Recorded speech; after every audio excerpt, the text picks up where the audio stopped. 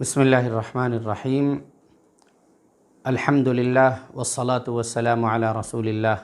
وعلی آلہ واصحابہ ومن والاه اما بعد قال اللہ تبارک وتعالی فی القرآن المجید وتلک القرى اہلکناہم لما ظلموا وقال رسول اللہ صلی اللہ علیہ وسلم اتقوا الظلم فإن الظلم ظلمات یوم القیامہ او کما قال رسول اللہ صلی اللہ علیہ وسلم۔ محترم ناظرین، میں انتہائی شکر گزار ہوں اپنے فاضل دوست نوجوان عالم دین جناب مولانا منور سلطان ندوی صاحب کا کہ انہوں نے مجھے سیرت مبارکہ علی محمد الرسول اللہ صلی اللہ علیہ وسلم کے کردار اور اسوے کو پیش کرنے والی اس مبارک سیریز میں شریک ہونے کا موقع عنایت فرمایا۔ مجھے یہ جان کر بہت خوشی ہوئی کہ ہمارے فاضل دوست نے اپنے خاص چینل صفا آن لائن کے ذریعے رسول اللہ صلی اللہ علیہ وسلم کی سیرت اور تعلیمات اور حضور صلی اللہ علیہ وسلم کی سیرت کے مختلف گوشوں اور پہلوؤں کو پیش کرنے کا مبارک سلسلہ شروع فرمایا ہے۔ اس ضمن میں مجھے یہ حکم ہوا کہ میں ظلم کی روک تھام اور مظلوموں کے دفاع اور حمایت کے سلسلے میں رسول اللہ صلی اللہ علیہ وسلم کا اسوہ اور حضور کی تعلیمات، آپ کے اخلاق و کردار کو آپ کے سامنے پیش کروں۔ محترم ناظرین، رسول اللہ صلی اللہ علیہ وسلم کی بعثت جس زمانے میں ہوئی، جس زمانے میں رحمت الہی انسانوں کی جانب متوجہ ہوئی اور نبی آخر الزماں محمد الرسول اللہ صلی اللہ علیہ وسلم کو رحمت اور عدل و انصاف کا پیغمبر بنا کر مبعوث فرمایا، اس دور کا خلاصہ قرآن مجید میں ایک آیت میں یوں بیان کیا گیا ہے: ظہر الفساد فی البر والبحر بما کسبت ایدی الناس لیذیقہم بعض الذی عملوا لعلہم یرجعون، کہ خشکی اور تری میں فساد ہی فساد برپا ہو چکا تھا، انسانوں کے اپنے اعمال کے نتیجے میں، اپنے کرتوت کے نتیجے میں۔ رحمت دو عالم صلی اللہ علیہ وسلم کی بعثت دراصل اسی فساد کے خاتمے کا اعلان تھی۔ وہ دنیا جو اس وقت ظلم و ستم کی آماج گاہ، اعتقادی فساد، سماجی فساد، سیاسی فساد، معاشی فساد کی آماج گاہ بن چکی تھی، اس دنیا کو پاک اور صاف کرنے اور عدل و انصاف سے بھرنے کے لیے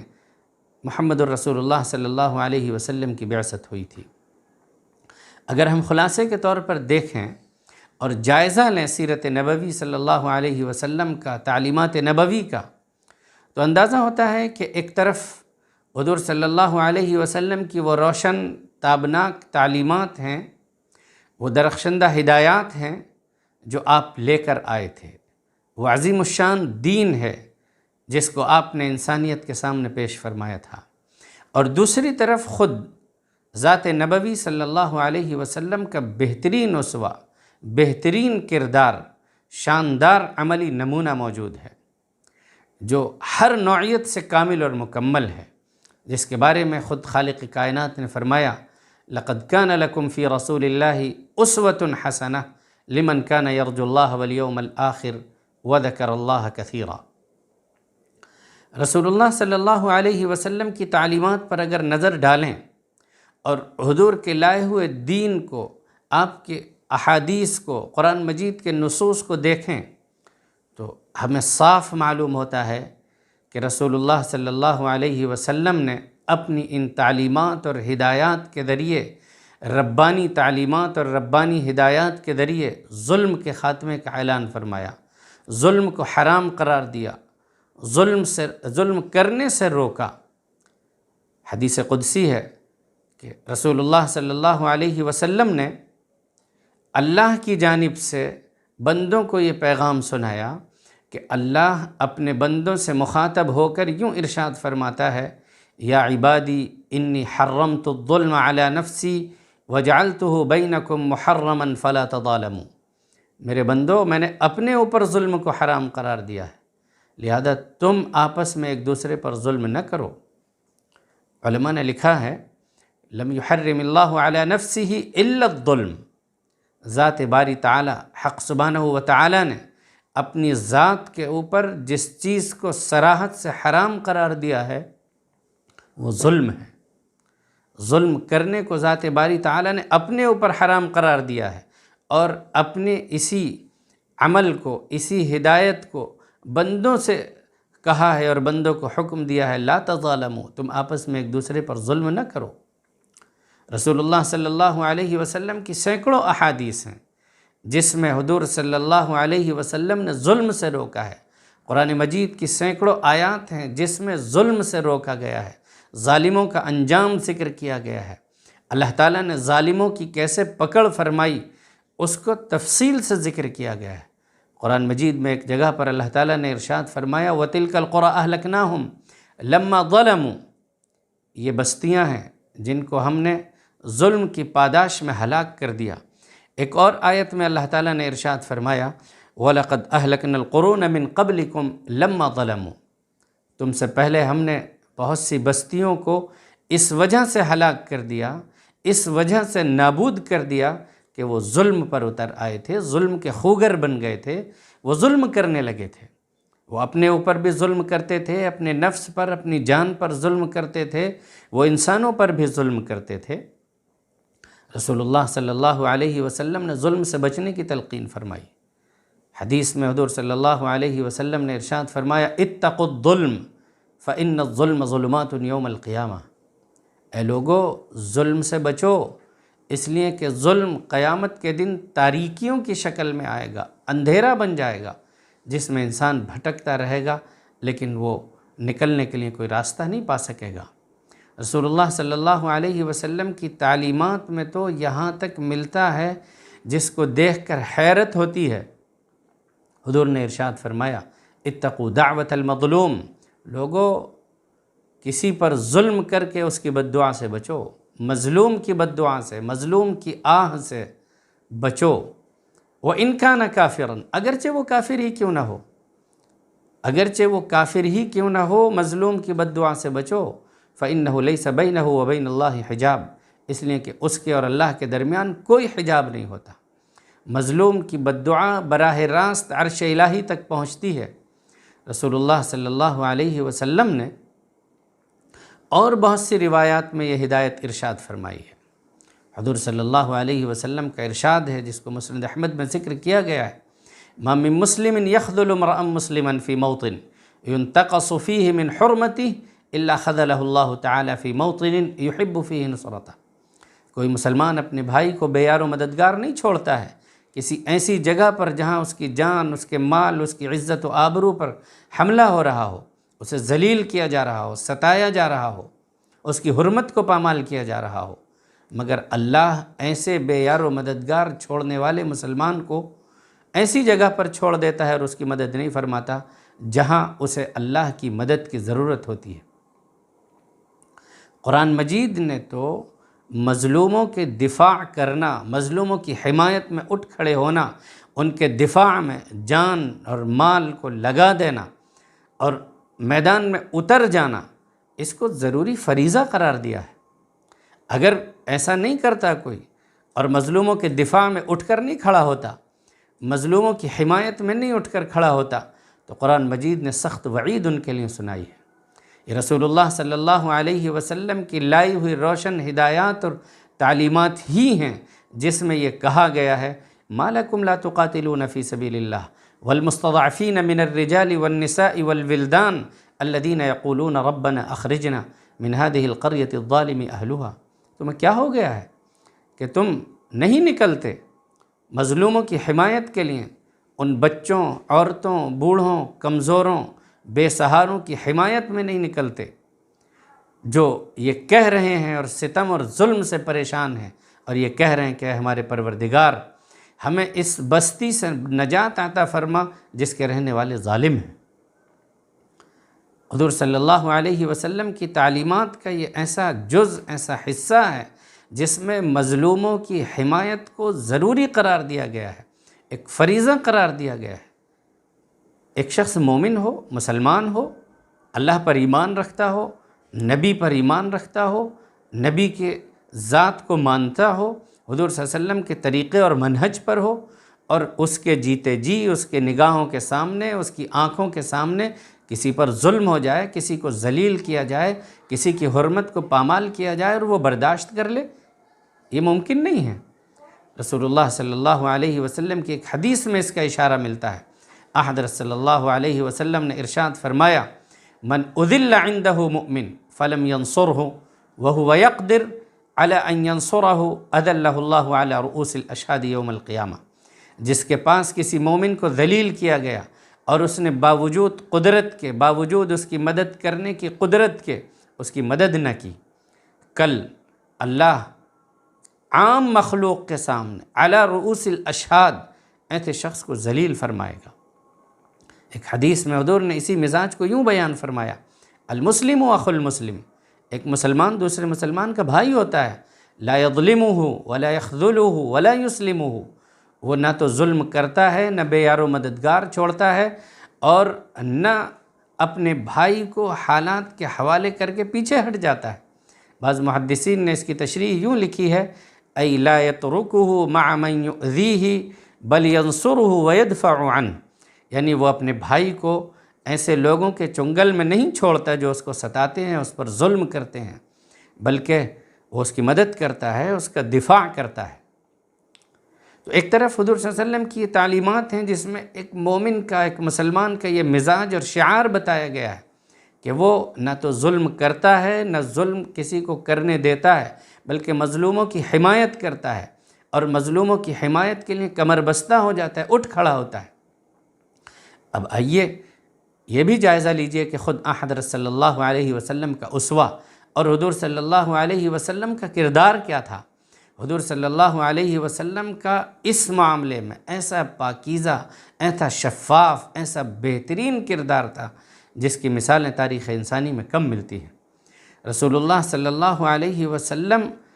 نبوت سے پہلے بھی مظلوموں کی حمایت کے لیے اٹھ کھڑے ہوتے تھے، اور اپنے سامنے، اپنے جیتے جی اپنی نگاہوں کے سامنے کسی پر ظلم کو برداشت نہیں کرتے تھے۔ حضرت ام المؤمنین سیدہ خدیجہ رضی اللہ تعالی عنہا نے، بخاری شریف کی حدیث میں ہے کہ حضور کی زندگی کا جو خلاصہ، جو عطر کشید کر کے بیان کیا ہے چند الفاظ میں، وہ بے انتہا جامع بیان ہے۔ حضرت ام المؤمنین خدیجہ رضی اللہ عنہا ارشاد فرماتی ہیں، کلا واللہ لا یخزیک اللہ ابدا انک لتصل الرحم وتحمل الکل وتکسب المعدوم وتقری الضیف وتعین علی نوائب الحق، اللہ آپ کو ہرگز بے یار و مددگار نہیں چھوڑے گا، آپ تو ایسے بہترین کردار کے حامل ہیں کہ صلہ رحمی فرماتے ہیں، وتحمل الکل، لوگوں کا بوجھ اٹھاتے ہیں، بے سہاروں کا سہارا بنتے ہیں، کمزوروں کا ساتھ دیتے ہیں، مہمان نوازی کرتے ہیں، مظلوموں اور ستم رسیدوں کا تعاون کرتے ہیں، اور جو حق کے راستے میں پریشان ہیں آپ ان کی مدد فرماتے ہیں، ان کی اعانت فرماتے ہیں۔ اور جس کا ایسا بہترین کردار ہوتا ہے، اللہ اور خالق ایسے بندوں کو بے یار و مددگار نہیں چھوڑتا۔ رسول اللہ صلی اللہ علیہ وسلم خود اپنے بارے میں یہ فرمایا کرتے تھے، شہدت حلف المطیبین فی الجاہلیت وانا غلام، میں مطیبین کے معاہدے اور اس کے پیکٹ میں حاضر ہوا تھا زمانہ جاہلیت میں، اس حال میں کہ میں چھوٹا تھا، میں کم سن نوجوان تھا، جس کا قصہ سیرت کی کتابوں میں حلف الفضول کے نام سے ملتا ہے کہ مکہ مکرمہ میں کسی اجنبی کے ساتھ ظلم ہوا تھا، اور پھر اس اجنبی کی حمایت میں کچھ قبائل نے معاہدہ کیا تھا کہ ہمارے ہوتے ہوئے کسی پر ظلم نہیں کیا جا سکتا۔ حضرت صلی اللہ علیہ وسلم اس معاہدے میں بنفس نفیس شریک ہوئے تھے، اور یہ فرمایا کرتے تھے، وَلَوْ دُعِيتُ أَنَا فِي الْإِسْلَامِ لَأَجَبْتُ، اگر زمانہ اسلام میں بھی ایسے کسی معاہدے کے لیے مجھے دعوت دی جائے، میں اس میں حاضر ہوں گا، میں اس کو قبول کروں گا، میں اس میں شریک رہوں گا۔ مکہ مکرمہ کا مشہور واقعہ سیرت کی کتابوں میں ملتا ہے کہ رسول اللہ صلی اللہ علیہ وسلم اور بعض قریش کے افراد صحن کعبہ میں موجود تھے۔ ایک اجنبی شخص وہاں پر آتا ہے اور آ کر کے یہ کہتا ہے قریش کے لوگوں سے کہ اے قریش کے لوگوں، میں اجنبی شخص ہوں، میں باہر سے آیا تھا، اور میں نے اپنا اونٹ ابو جہل کے ہاتھ فروخت کیا ہے، لیکن اب وہ مجھے اس کی قیمت نہیں ادا کر رہا ہے، اس نے میرا مال ہڑپ کر لیا اور میرے مال کا عوض اس کی قیمت مجھے ادا نہیں کر رہا ہے، مجھ اجنبی پر اس شخص نے ظلم کیا ہے، کون ہے جو میرا ساتھ دے سکتا ہے؟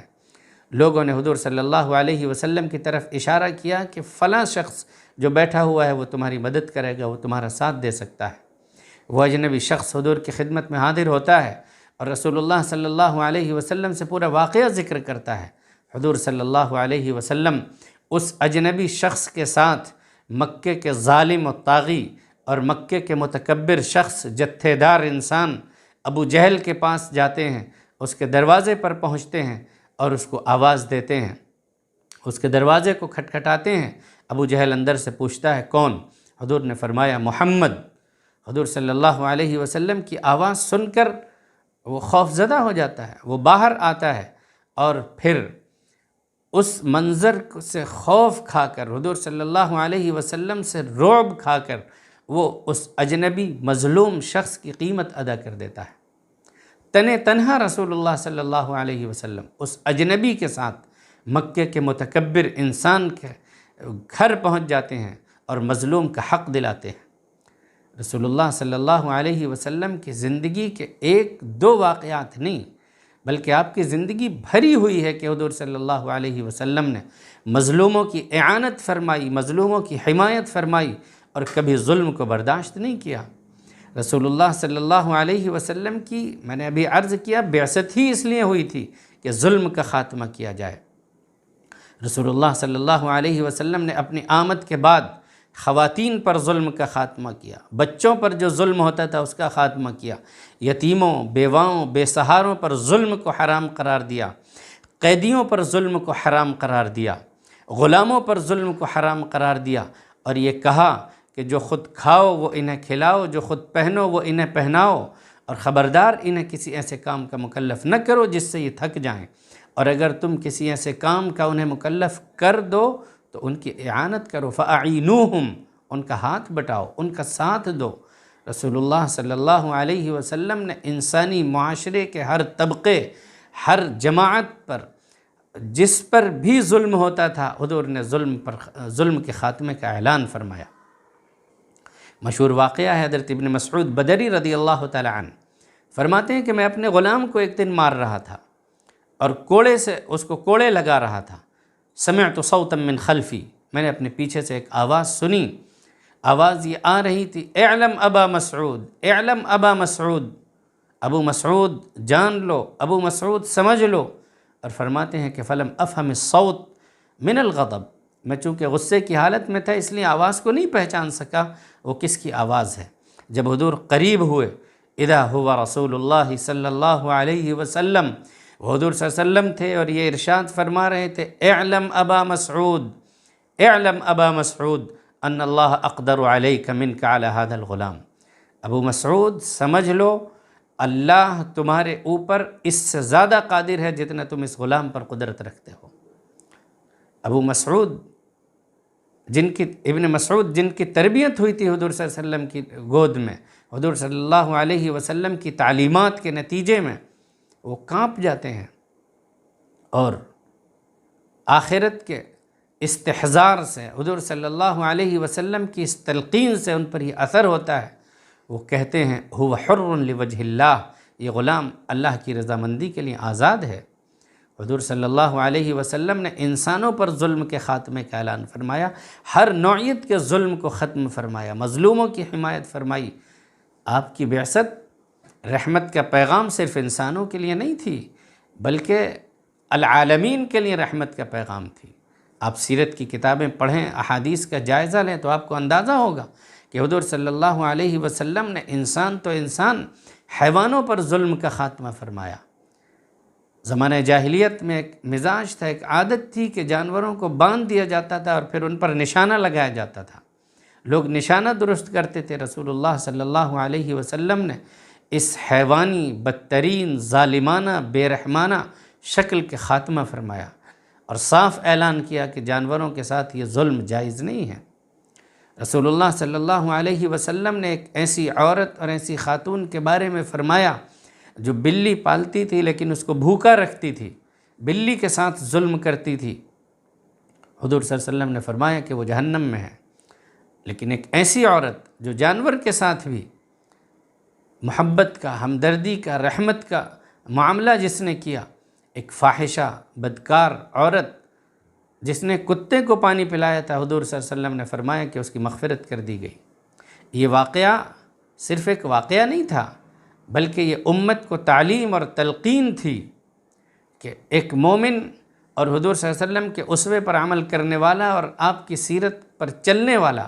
ایسے کردار کا حامل ہوتا ہے۔ وہ حیوانوں کے ساتھ بھی ظلم نہیں کرتا، وہ جانوروں کے ساتھ بھی عدل و انصاف کا اور رحمت کا، شفقت کا معاملہ کرتا ہے۔ ایک حدیث میں آتا ہے کہ رسول اللہ صلی اللہ علیہ وسلم نے ارشاد فرمایا، اس زمانے میں لوگوں کا مزاج تھا کہ جانور جن کی سواری کرتے تھے ان کی پیٹھ پر بیٹھے ہوئے ہیں اور کہیں بھی کھڑے ہو کر بہت دیر کھڑے رہ کر باتیں کرتے تھے، مشغول ہو جاتے تھے، تقریر کرنے لگتے تھے۔ رسول اللہ صلی اللہ علیہ وسلم نے اس عمل پر تنبیہ فرمائی کہ جانور کو تکلیف ہوتی ہے، تم اس کی پیٹھ پر بیٹھے ہوئے ہو، وہ جانور تو کھڑا ہے، وہ بیچارہ تھک رہا ہے، وہ مشقت اور تکلیف برداشت کر رہا ہے، لیکن تم کو اس جانب توجہ نہیں ہوتی۔ حضور صلی اللہ علیہ وسلم نے اس ضمن میں فرمایا تھا، ارکبوها سالمتاً ودعوها سالمتاً ولا تتخذوها کراسی لاحادیثکم فی الطرق والاسواق۔ لوگو، جانوروں پر اگر سوار ہونے کی ضرورت ہے تو سوار ہو جاؤ، لیکن اچھی طرح سے ان کو چھوڑ دو تاکہ وہ آرام کر سکیں، اور خبردار ان کو کرسی نہ بنا لو کہ ان کی پشت پر بیٹھ جاؤ اور راستوں میں کھڑے ہو کر، بازاروں میں کھڑے ہو کر باتیں کرنے لگو۔ رسول اللہ صلی اللہ علیہ وسلم نے ایک مرتبہ حدیث کی کتابوں میں، سیرت کی کتابوں میں ملتا ہے، حضور صلی اللہ علیہ وسلم نے ایک اونٹ کے مالک کو بلا کر تنبیہ فرمائی اور یہ کہا تھا کہ تمہارے اونٹ نے مجھ سے شکایت کی ہے انک تجیعہ، کہ تم اسے بھوکا رکھتے ہو، اسے کھانا نہیں کھلاتے۔ حضور صلی اللہ علیہ وسلم نے اس بے زبان جانور کی شکایت پر اس کے مالک کو تنبیہ کی تھی۔ رسول اللہ صلی اللہ علیہ وسلم کا ایسا بہترین اسوہ، ایسی شاندار تعلیمات تھیں۔ میں خلاصے کے طور پر ایک بات کی طرف اشارہ کرنا اس ضمن میں مناسب سمجھتا ہوں۔ جب رسول اللہ صلی اللہ علیہ وسلم کے حکم سے سب سے پہلی ہجرت کی گئی اور حبشے کی طرف مسلمان گئے تھے،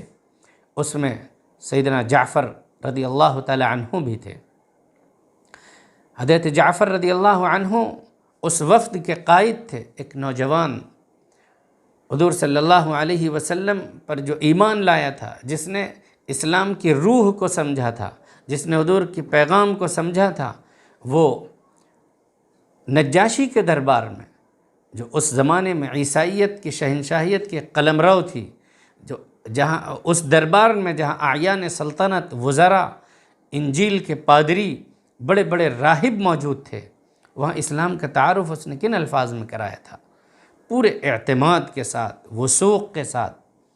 پورے قوت اور طاقت کے ساتھ،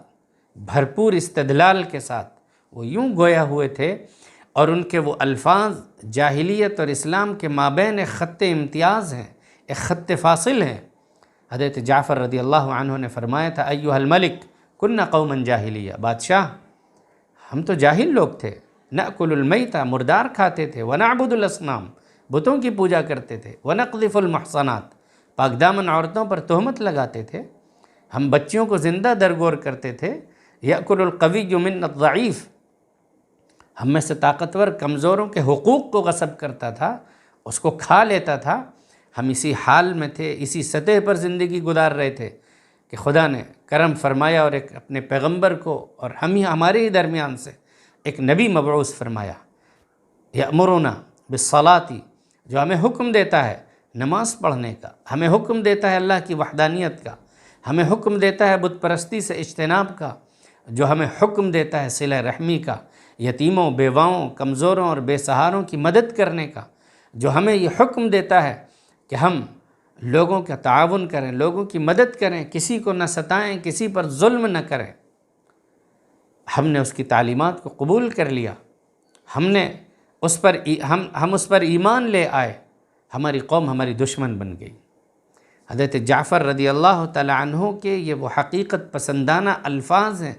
جو دراصل اسلام اور جاہلیت کے درمیان ایک خط فاصل اور خط امتیاز ہیں، جو یہ بتاتے ہیں کہ جاہلی زندگی کیا ہوتی ہے اور اسلامی زندگی کیا ہوتی ہے۔ حضور صلی اللہ علیہ وسلم کی تعلیمات سے پہلے انسانی معاشرے کا کیا حال ہوتا تھا اور کیا حال تھا، اور نبوی تعلیمات کے بغیر انسانی معاشرے کس سطح پر زندگی گزارتے ہیں۔ لیکن نبی پر ایمان کے بعد، نبی کے اسوے کو اختیار کرنے کے بعد انسانی معاشرہ کیسا ہمدرد، کیسا متوازن، کیسا توحید پرست، کیسا عدل پرور، کیسا منصف مزاج اور کیسا انصاف کو قائم کرنے والا بن جاتا ہے۔ چشم فلک نے یہ نظارہ دیکھا ہے، اور تاریخ اسلام کی کتابیں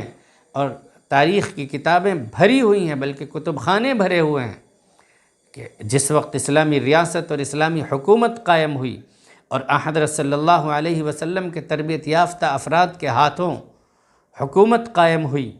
تو اس زمانے میں کیسا عدل و انصاف تھا۔ کسی کے ساتھ ظلم نہیں کیا جاتا تھا، بلکہ ظلم کا تصور نہیں تھا، اور چشم فلک نے اس سے زیادہ عدل کرنے والے، انصاف کرنے والے، انصاف کو قائم کرنے والے نہ کبھی دیکھے تھے نہ کبھی دیکھے ہیں۔ ایک عورت تنہا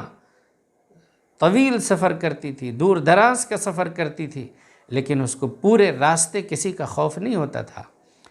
اس کو پورے راستے کسی کا خوف نہیں ہوتا تھا، بے خوف بے خطر وہ تنہا سفر کر سکتی تھی۔ آج دنیا کو پھر اسی عدل و انصاف کی ضرورت ہے، دنیا کو پھر اسی پیغام کی ضرورت ہے۔ آج کی یہ دنیا جو ظلم سے بھر چکی ہے، اس کی ضرورت ہے کہ ہم اسوہ محمدی کو اختیار کرتے ہوئے ایک بار پھر مظلوم انسانیت کی حمایت کے لیے، مظلوم طبقات کی حمایت کے لیے، مظلوموں کے دفاع کے لیے اٹھ کھڑے ہوں، اور رسول اللہ صلی اللہ علیہ وسلم کے اسوے کو اختیار کرتے ہوئے پوری انسانیت کو، انسانی طبقات میں ہر طبقے کو ظلم سے نجات دلائیں، اور اس کو عدل اور رحمت دو عالم صلی اللہ علیہ وسلم کے دین کا لایا ہوا رحمت کا پیغام، انصاف کا پیغام اس کو سنائیں، بلکہ انصاف کا ایسا ماحول قائم کریں جس میں پوری انسانیت امن و اطمینان اور چین اور سکون کی سانس لے سکے۔ اللہ تعالی ہم سب کو اس کام کے لیے قبول فرمائے۔ وآخر دعوانا ان الحمد للہ رب العالمین۔